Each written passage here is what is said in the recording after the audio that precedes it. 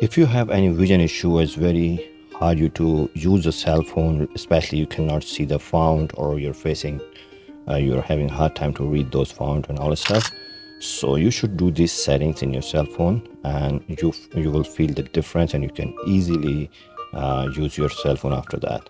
So when you just go here into the setting accessibilities, you'll find vision enhancement. That's actually you have to do some settings, so then you'll feel the comfort of your eyes, and it will not hurt your eyes. So just when you look at this is the default. So when you go into the high contrast, when you click on it, it will do this one. So the combination of the dark and black will give you the high contrast, meaning it is more comfortable for your eyes if you have a vision problem. So let's say if you go with this one, it will the all font size will large, so you can easily see what's going on. So that of course your eyes won't affect with that, and so you should try that thing.